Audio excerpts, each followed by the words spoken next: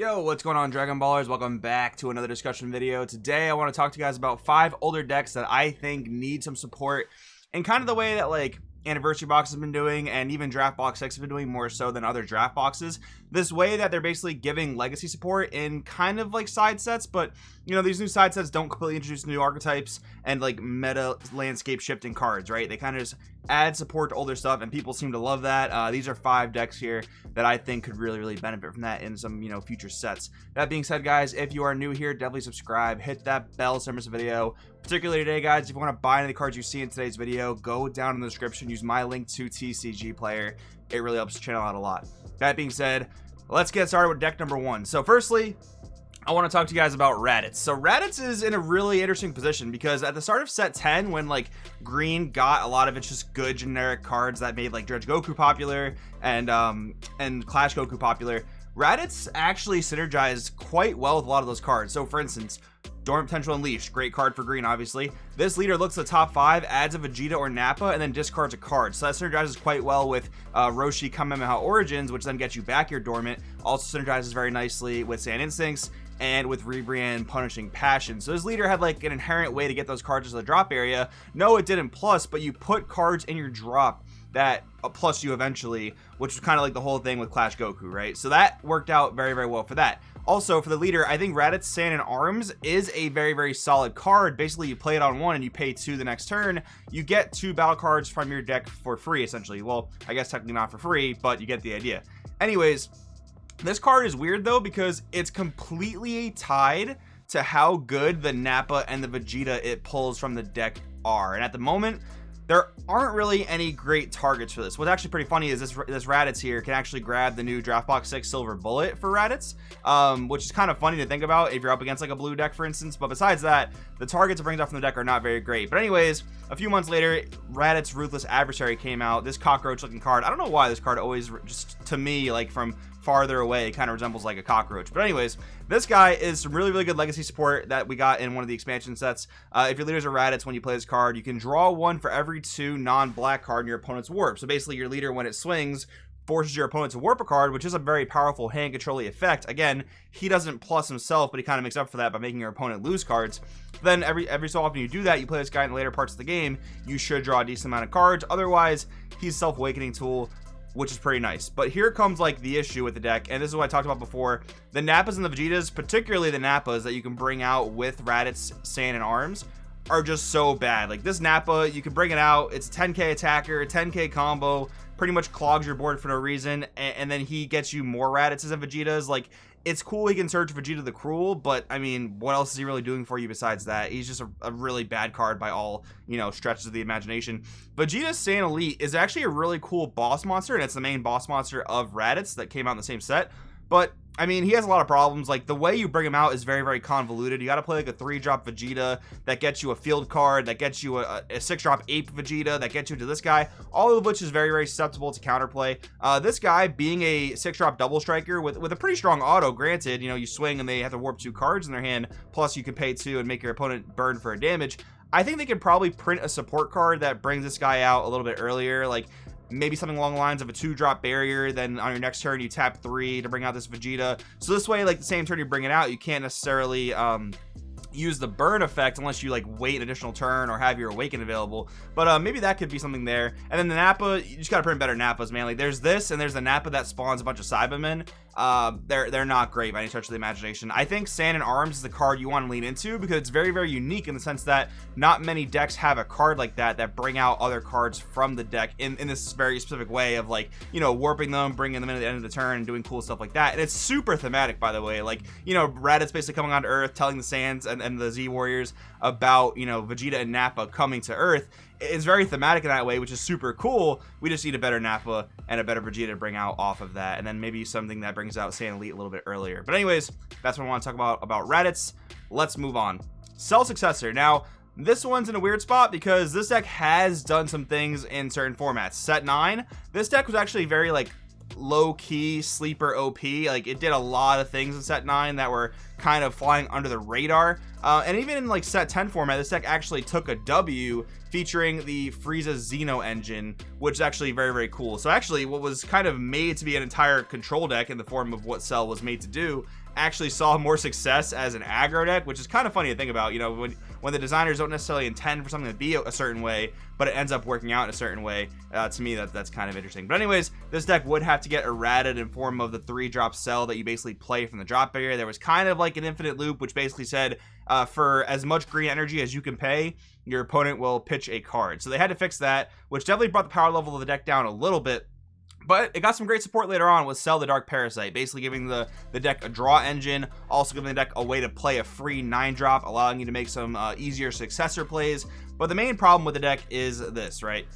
The only successor card in the game at the moment that is seeing meta play is Cell's, Unspeakable Abomination. Now, I don't really have to tell you why it's so strong, but the main reason in regards to what makes Cell kind of bad at the moment is the fact that Cell's, has Deflect. Not many of the other successor cards have Deflect, particularly cards like Unthinkable Perfection here. It's a powerful card. I mean, negating your opponent's leader skills, discarding 3 cards out of their hand, it's solid, but there's just no protection on it, which is kind of, again, the problem we have with Saiyan Elite, right? Now, this thing doesn't necessarily need barrier because, it's already outside the range of Frieza Charismatic Villain. And I'm not saying we should have ratted this, but I'm saying, like, maybe if there was a successor card with this type of power, which I don't think is unbeatable by any means. It still has a lot of counterplay interactions, especially within yellow itself, just resting it, making it not too much of a threat.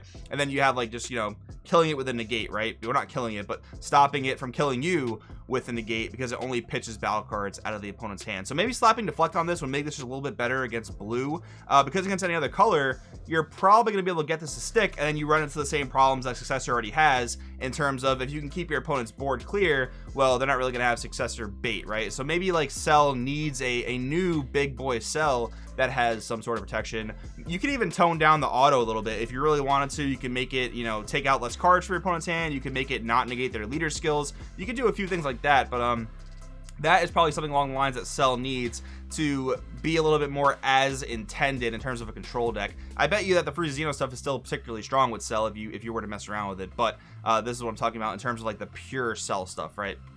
Next up, Broly the Awakened Threat. I'm kind of hesitant to talk about this leader at all because there was just such a long time in which this leader was the face of Dragon Ball Super. Like, this leader was dominating format after format with engine after engine. It was honestly pretty insane, but after this leader got errated, it pretty much got errated into unplayability. Now, there are strong cards for the deck, right? It's like Paragus the Forebearer. As far as Arrival goes, this is the exact type of card that you want, right? You want to combo this, combo a green, do your Arrival thing, basically get the Paragus out of your combo area to draw. That's how you kind of mitigate the effects of Arrival. When it generally costs you cards to play a guy, Paragus kind of gets around that, right? And then Essence Broly All Out Assault is one of the best green-yellow cards in the game. Like, most Successor builds play this card because on play, it has very powerful interruption effects. It draws you cards. It's a big beater himself. He's great. Now, the problem that Broly has, though, is that, back when it wasn't errated, you were able to restand any battle card on your board, particularly powerhouses like Mirror, Creator, Absorb. Now, again, I'm not saying let's unerrata Broly or anything like that, but there probably should be some more green-yellow Brolys in the mix that the Broly leader can now restand with his errated ability, right? Maybe that could be something in the form of a Successor Broly. That would probably be not super thematic because Successor seems to more so revolve around like villains and their lineage chains, but it could possibly work because Broly's sort of a villain in the Broly movie. I don't know. I'm just trying to figure out a way to keep it thematic. It doesn't necessarily have to be thematic, but regardless, a more powerful Broly, maybe some sort of like double striker, which leader will essentially give it dual attack. Some sort of double strike dual attack does something when it's restood, just like All Out Assault. I don't know exactly what that would be. Maybe tapping an energy, maybe saying this card's attack can't be negated once it's restood. Something cool like that. But anyways, that's what I think Broly would need in like sort of an anniversary box or a draft box type of set for some quote-unquote lineage support. Next up, guys, talking about Maidens. Now, Maidens are in a weird spot because Maiden cards do quite well. Like Akutsu Beastly Maiden, one of the best green cards in the game. 2-drop negate, kill anything in your opponent's board. Very solid.